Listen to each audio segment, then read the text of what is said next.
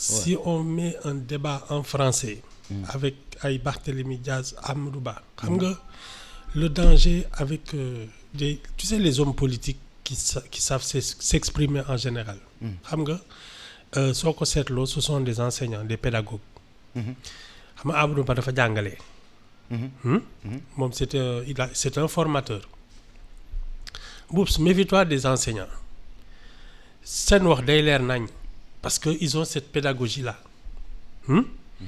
mooy comme Senghor c'était un enseignant, Wade c'était un enseignant. moo tax ñoom su ñuy wax ñëpp leen di déglu. parce qu'ils savent comment attirer l'attention.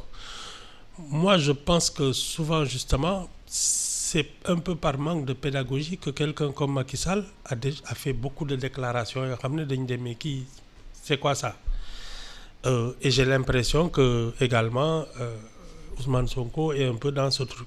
J'ai pas l'impression que mës na jàngale et qu'il a de la pédagogie. Bon maintenant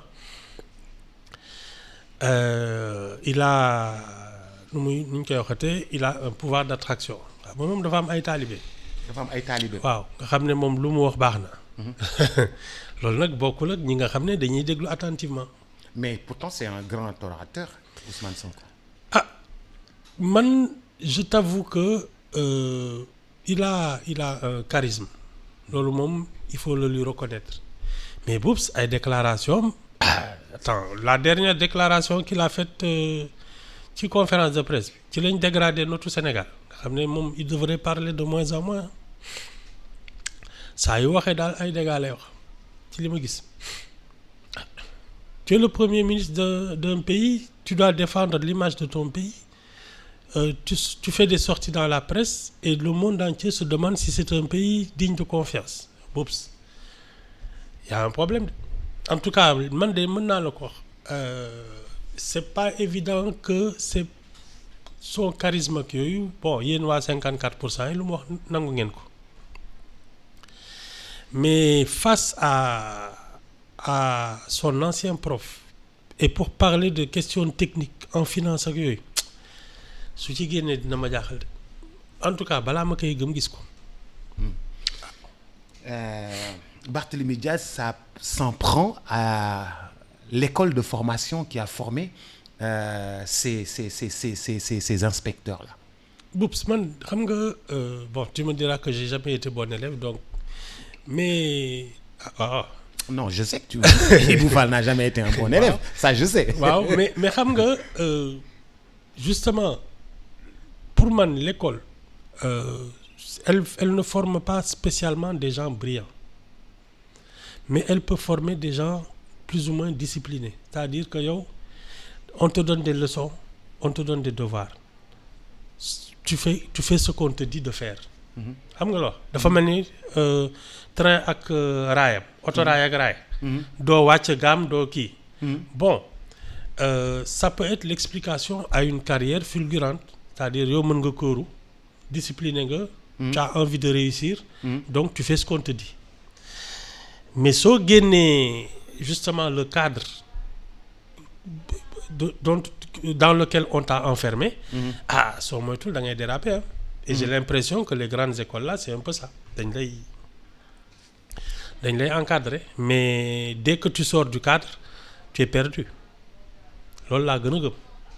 Bon il y a des gens tout le monde n'est pas un cancre c'est-à-dire tu peux faire une très brillante carrière à l'école ak yooyu ba pare am le sens de l'initiative mais ça j'ai l'impression que c'est plus dans les écoles anglo-saxonnes parce que ñoom dañ lay former pour après ngay entreprendre.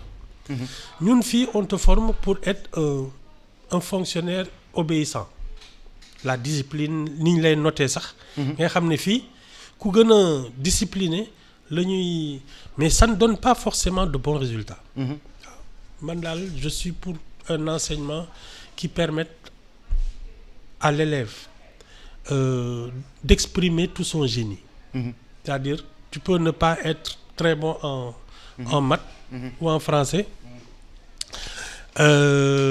mais tu développes d'excellentes dispositions pour autre chose et pour man l'école c'est dans cette direction-là et surtout former à des métiers former à l'initiative Et nous, le problème de notre école, c'est qu'on a hérité l'école publique du besoin de la colonisation. Xam nga colon yi, ils voulaient des trucs de l'administration. Des assistants. Ouais, des commis de l'administration. Des commis de l'administration. Donc, on a formé un peu, l'école sénégalaise est un peu basée sur ça. Mais nous, à l'indépendance, on aurait dû revenir un peu sur ce qui a fait notre culture, notre civilisation, notre société. C'est-à-dire les métiers de tous les jours. Ceux de l'artisanat que à partir de là, l'école se reproduit. Mais nous, on a continué dans la direction de l'école coloniale. Voilà ce que ça donne. Hein. Ça ne fait pas que du très bon. Hein. C'est le prolongement un peu de l'INFOM. Mais pourquoi, à votre avis, CNRA doit s'opposer à ce débat? Moi, je ne suis pas d'accord. Hein? Moi, je ne suis pas d'accord du tout. Débat, non, je ne suis pas d'accord à ce qu'il s'oppose au débat. Oui. Non, étant donné que... Mais CNRA, moi, je vais encourager pour moi. nee na daal bu mu fi jib.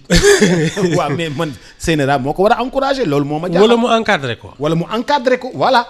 c'est ça mais loolu moo ma. mais et puis bon man li ma jàpp c'est que les candidats là surtout les têtes de liste ak yooyu. mais c'est le moment de les mettre face à face. Oui. Et de comparer, de confronter leur programme et leurs compétences. Au contraire.